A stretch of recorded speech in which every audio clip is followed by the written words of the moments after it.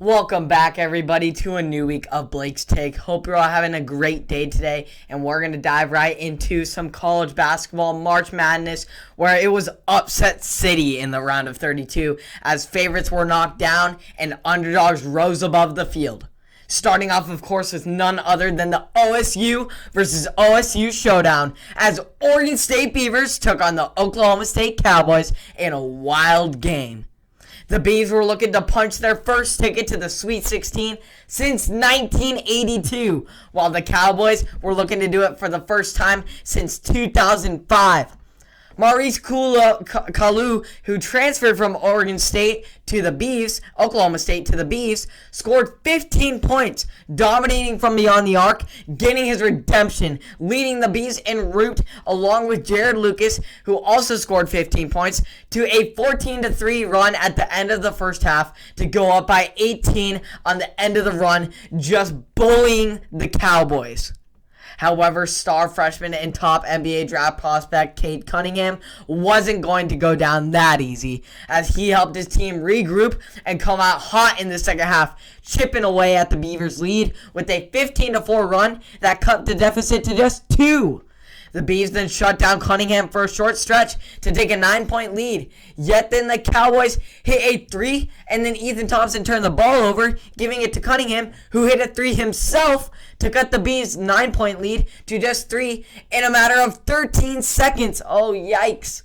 However, Ethan Thompson followed with a beautiful fadeaway jumper that capped off his 26-point evening, and the Beavs ran out the clock, getting them to the foul line, where they were also successful, going 32 of 35 from the line, pushing them to an 80-70 point victory over the Cowboys, punching their first ticket to the Sweet 16 in nearly 4 decades. Oh my goodness, go Beavs, making it to the Sweet 16. What an upset over the Oklahoma State. No one thought we could do it, but we knew here in Corvallis what our Beavs are made of, and they are moving on to the so Sweet 16. What a win for the Beavs. Holy smokes. I just can't believe that they did it. They persevered through everything, and now they are on a 5-game win streak.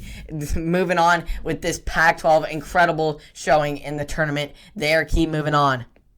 Now we go on to another local team in the tournament, in the Ducks, facing a hefty task in trying to take down the dominant 2-seed Iowa Hawkeyes.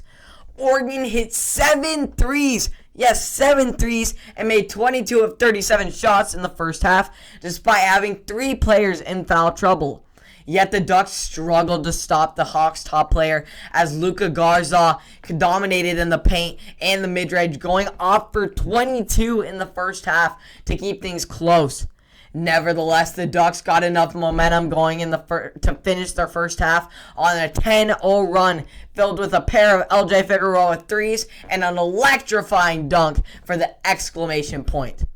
In the second half, the Ducks defense kept quacking away, forcing turnovers and holding 3 Iowa starters to 0. Yes, 0 points. Big fat goose egg. Allowing the high-flying Ducks to do their thing on offense and soar to a 95-80 victory, 15-point margin of win, as 4 Ducks starters scored over 17, while Luka Garza's school tournament high for the Iowa Hawkeyes, 36 points, wasn't enough to get these Hawks to win, and it pushed them to the Sweet 16. Just a great win for the Ducks. Incredible showing by LJ Figueroa and his performance there. All around, just great ball movement and great defense. Chris Dowart as well, and Eugene Amarui. They had great performances all around. It was a great performance for the Ducks.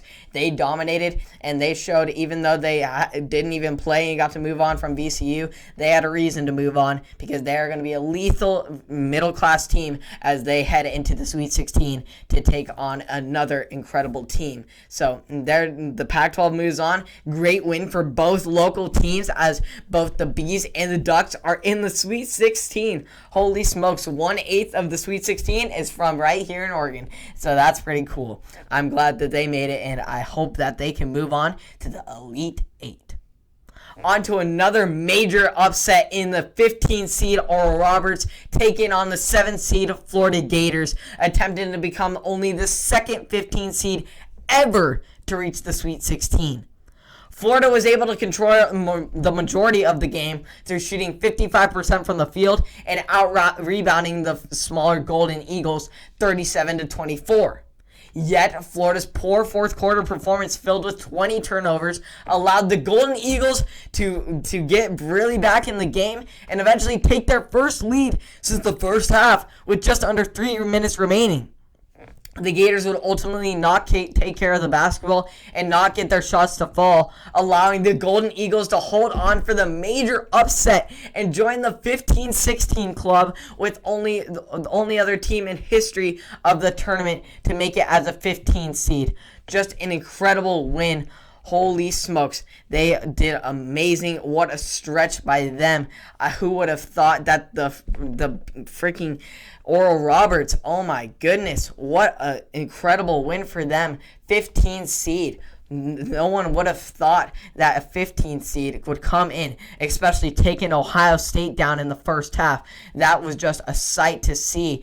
It was just an incredible win for them. Oral Roberts taking down the Gators, taking down the Buckeyes. Who knows what they can do now? They are an exciting team in the tournament, and you cannot count them out.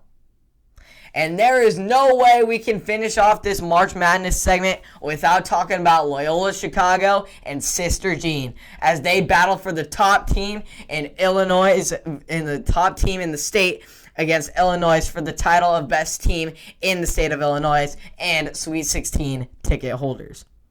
The Ramblers got out early, bullying in the paint and working the ball around outside to go up by as much as 14 in the first half, holding their in-state rival Illinois to a season-low 24 points in the first half, which was incredible. Showed the incredible defense that they were showing in the first half by the Ramblers. The LNE would continuously cut down the lead in the second half, looking to make a comeback. Yet the Ramblers would just not let up off the gas and would have a response to every LNE to a sign of momentum. Sister Jean's prayers for solid defense, Rambler defense, were answered as the Ramblers forced 16 turnovers. Yes, 16 on one of the top teams in the country and held the fast-paced LNE to just 2 fast break points, pushing their way to a Sister Jean Sweet 16 where they will take on the Bees. So you can enjoy this one, Sister Jean, but watch out because 4 Oregon State Beavers are headed your way. On to NBA, we are going to talk about the sports ER among injuries of the game's biggest stars in recent days. Obviously, we're going to start with the king of the league suffering a high ankle sprain, which puts him out indefinitely. James exited the Lakers game versus the Hawks after Solomon Hill collided with his right ankle. James immediately shouted in pain and rolled off of the court, clenching his right leg. James was able to stand up on his own and limped back to the bench, where he laced his sneakers up and stayed in the game after the timeout. On the Lakers' first reception after the timeout, James hit a 3 from the corner, lifting the stat line to 10 points on 3 of 6 shooting, keeping his streak intact for 1,036 games, including Saturday, of scoring 10-plus points in double digits.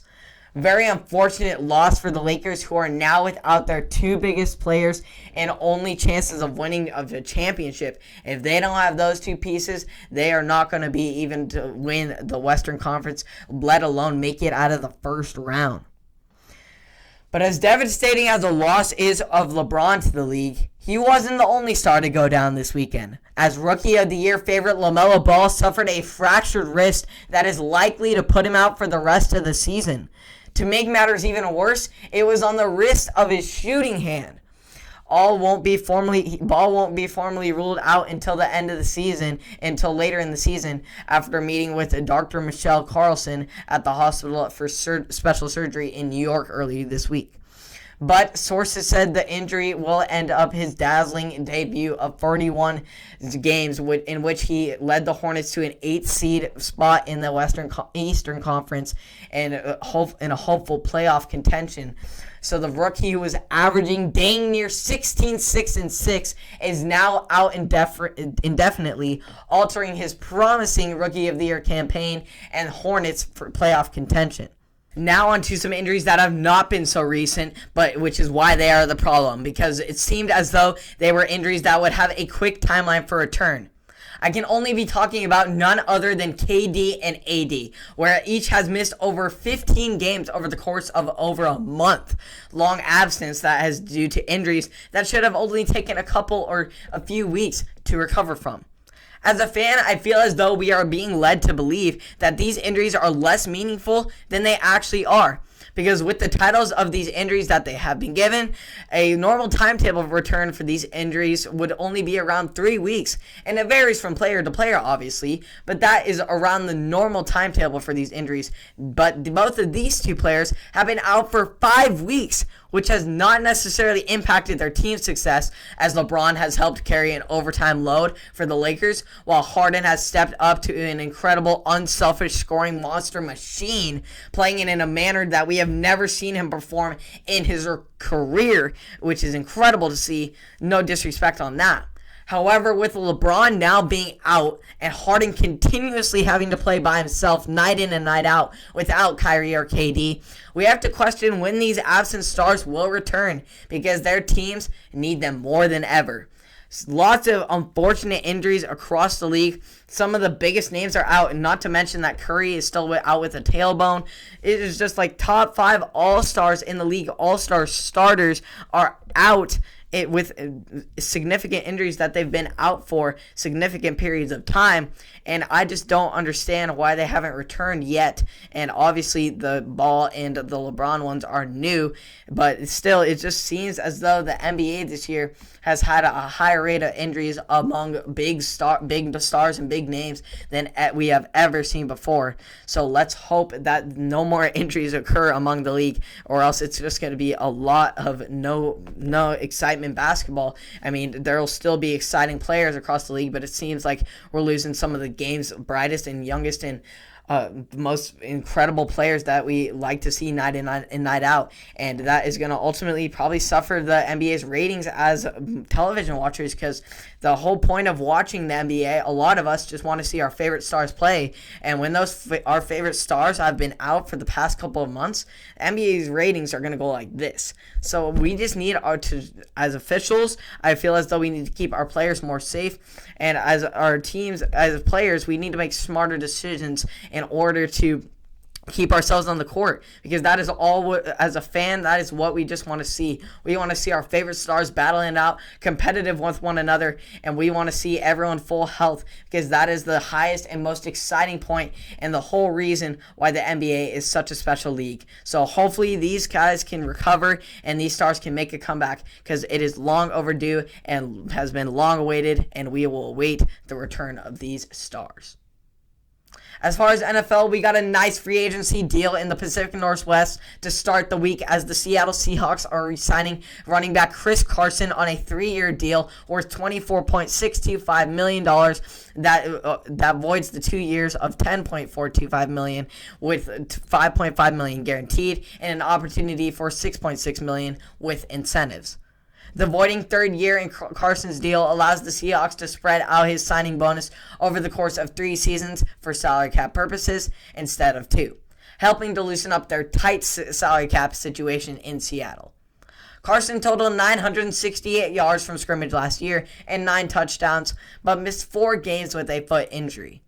Re-signing Carson checks off a major item for the Seahawks, as their backfield turns 2018 first-rounder Rashad Penny, as well as DJ Dallas, Travis Homer, and veteran Alex Collins.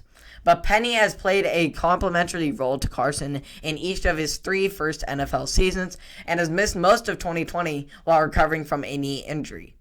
Homer and Dallas are change-of-pace running backs, and Collins will be competing for a roster spot with no guaranteed money in his minimum salary contract.